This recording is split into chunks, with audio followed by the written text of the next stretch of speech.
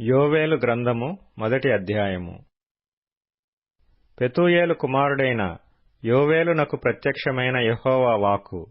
పెద్దలారా ఆలకించుడి, దేశపు కాపురస్తులారా మీరందరూ చెవియొగ్గి వినుడి. ఈలాటి సంగతి మీ దినములలో గాని మీ పితరుల దినములలో గాని జరిగినదా? ఈ సంగతి మీ బిడ్డలకు తెలియజేయుడి.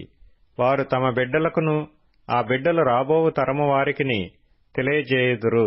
గొంగళి పురుగులు విడిచిన దానిని మిడుతలు తినివేసియున్నవి, మిడుతలు విడిచిన దానిని పసరు పురుగులు తినివేసియున్నవి, పసరు పురుగులు విడిచిన దానిని చీడపురుగులు తినివేసియున్నవి.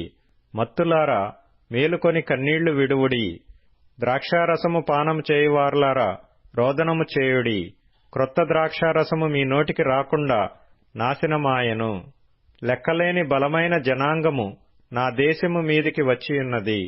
వాటి పళ్ళు సింహపు కోరల వంటివి, వాటి కాటు ఆడు సింహపు కాటు వంటిది. అవి నా ద్రాక్ష చెట్లను పాడుచేసియున్నవి, నా అంజూరపు చెట్లను తుత్తునీయులుగా కొరికియున్నవి. బెరడు ఒలిచి వాటిని పారవేయగా చెట్ల కొమ్మలు తెలుపాయెను.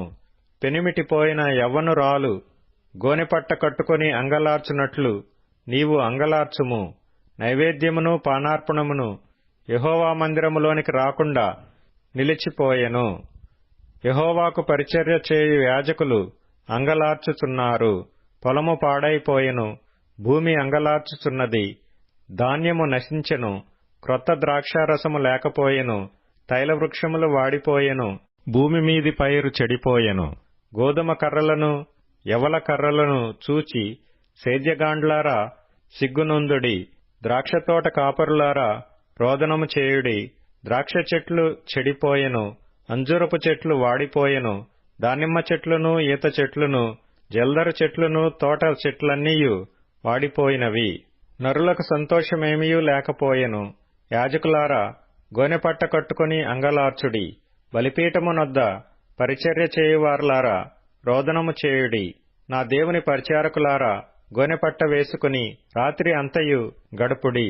నైవేద్యమును పానార్పణమును మీ దేవుని మందిరమునకు రాకుండా నిలిచిపోయెను. ఉపవాస దినము ప్రతిష్ఠించుడి, వ్రతదినము ఏర్పరచుడి. యెహోవాను బతిమాలు కొనుటకై పెద్దలను దేశములోని జనులందరినీ మీ దేవుడైన యెహోవా మందిరములో సమకూర్చుడి. ఆహా, యెహోవా దినము వచ్చెనే! అది ఎంత భయంకరమైన దినము! అది ప్రళయము వలెనే సర్వశక్తుని యొద్ద నుండి వచ్చును. మనము చూచుచుండగా మన దేవుని మందిరములో ఇక సంతోషమును ఉత్సవమును నిలిచిపోయెను. మన ఆహారము నాశనమాయెను, విత్తనము మంటి పెడ్డల క్రింద కుళ్ళిపోవుచున్నది. పైరు మాడిపోయినందున ధాన్యపు కొట్లు వట్టివాయెను, కళ్లపు కొట్లు నేలపడియున్నవి. మేతలేక పశువులు బహుగా మూల్గుచున్నవి. ఎడ్లు మందలుగా కూడి ఆకలికి అల్లాడుచున్నవి. గొర్రె మందలు చెడిపోవుచున్నవి. అగ్నిచేత అరణ్యములోని మేత స్థలములు కాలిపోయినవి.